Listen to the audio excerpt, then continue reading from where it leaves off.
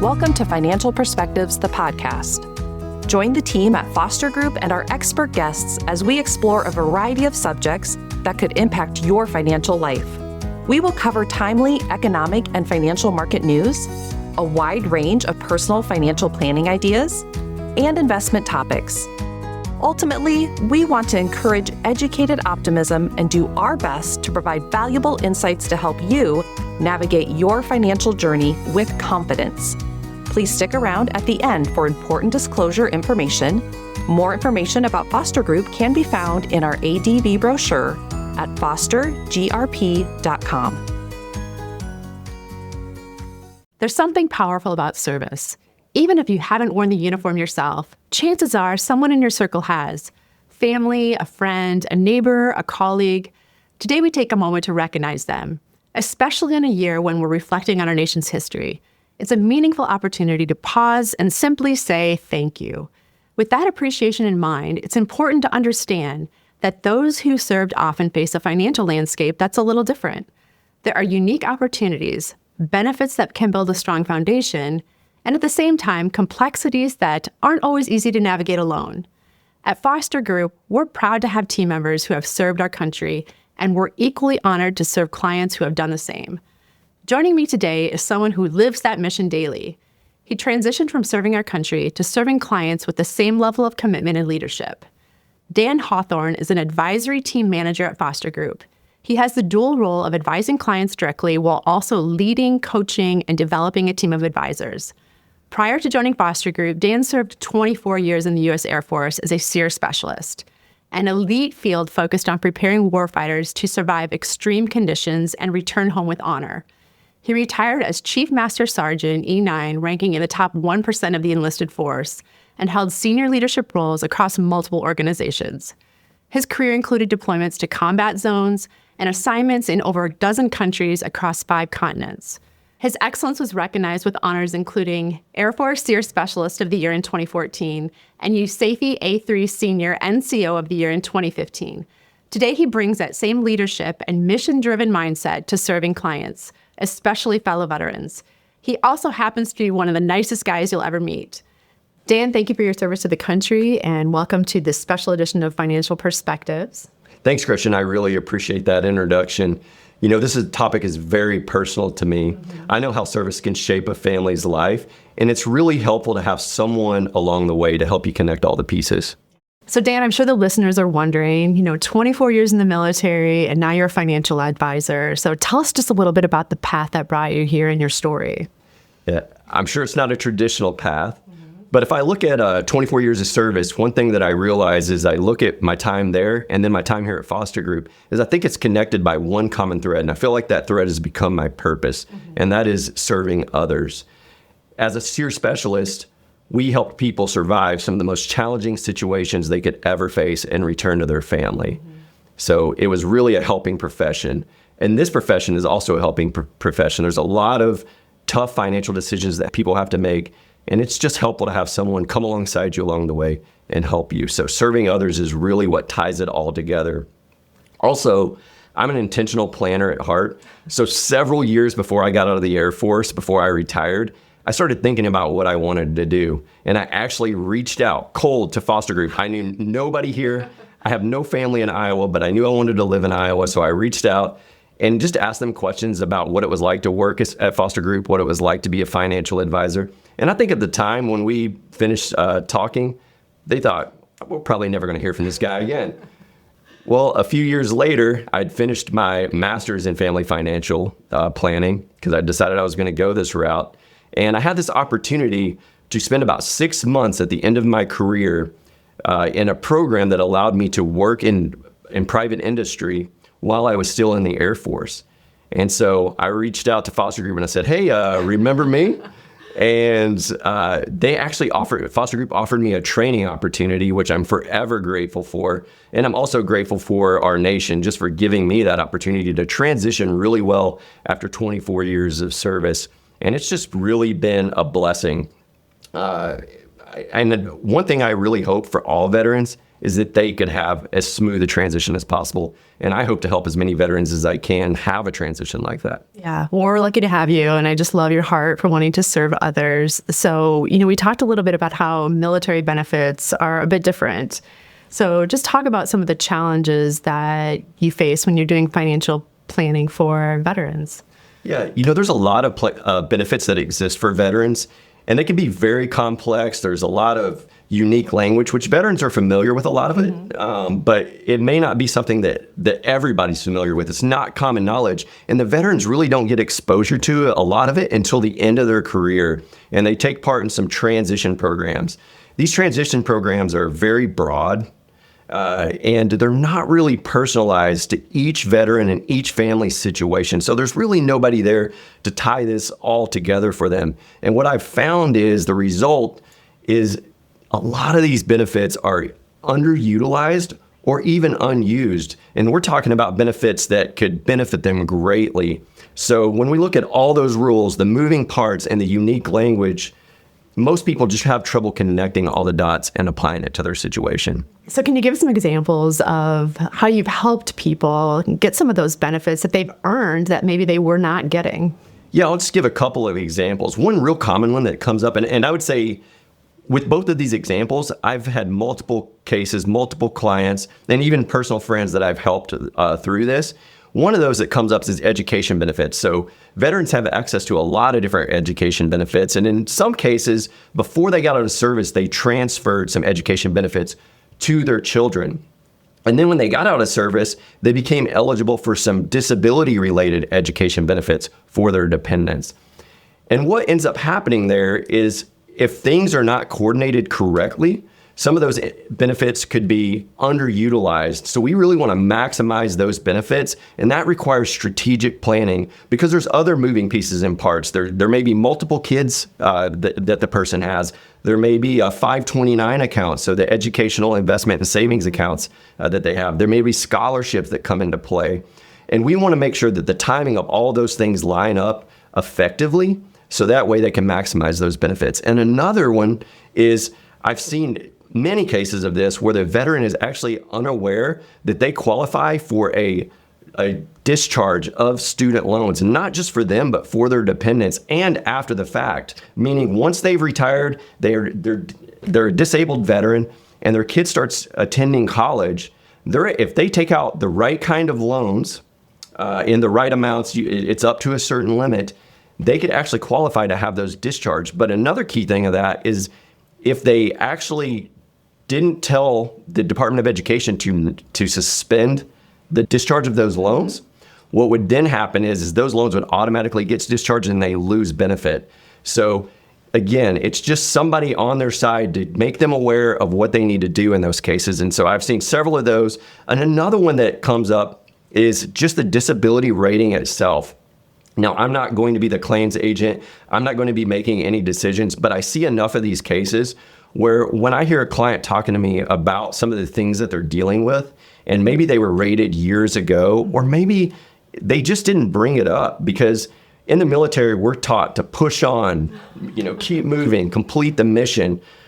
That really doesn't work out great at the end of a career when you need to identify the things that have impacted you throughout your career. So maybe they just didn't do that at that point, and now they're missing out on benefits that they're qualified for. And I've actually seen cases where somebody came out with zero disability benefits, and this is really through encouragement. So what I do is I identify the gap and then encourage them to seek this out, seek these benefits out. And I've seen them get up to 100% disability. So they actually were qualified by the VA for 100% VA disability rating. That adds up to over $50,000 a year of tax-free income to them. And not only does it impact income, but it impacts healthcare benefits, education benefits for their dependents. So big deal here with that. Yeah. So these are just all benefits that they've earned. And so it has to be very rewarding to help them, get these benefits that they have served time to earn that our government is providing. So it's great. Absolutely. Great work. One thing I was going to ask you about is, we talk about that the model at Foster Group is that clients are a client of the firm. And we have, 6 people here that have served in the military. So we do have some expertise within the organization when it comes to military benefits. Talk a little bit about how that is helpful and how you work with your colleagues to be helpful in all situations. That's one thing I really love about our firm is our model doesn't limit a client's access to specialized experience and knowledge.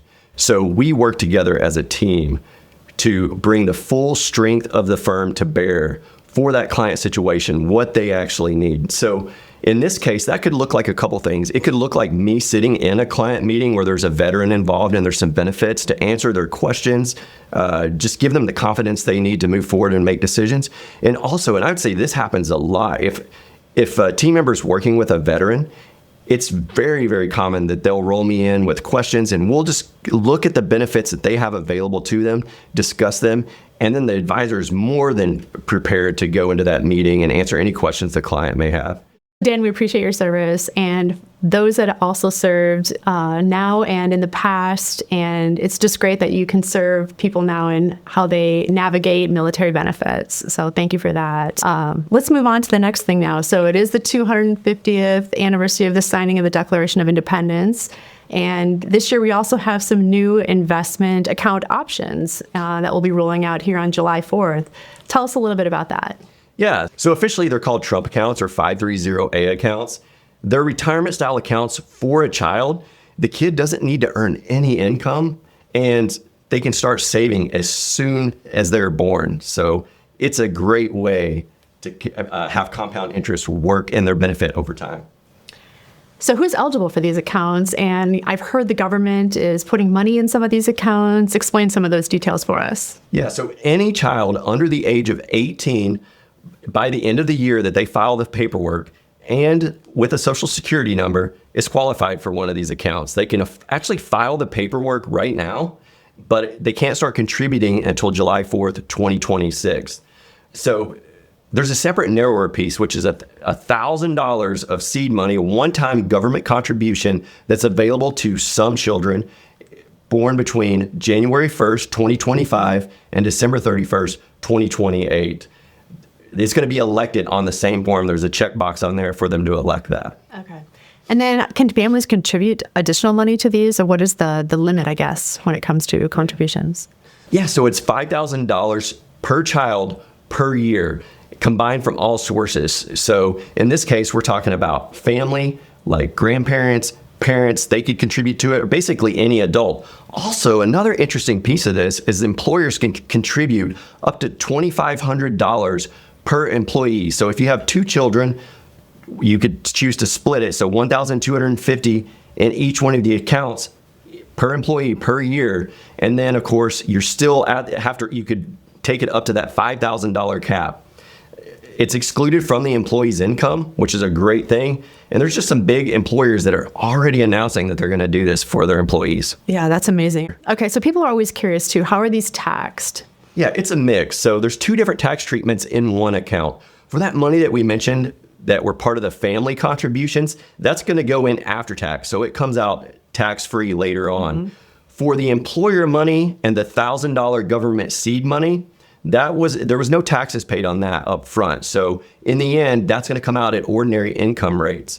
Also, there's some compounding that's happening with these investments over time.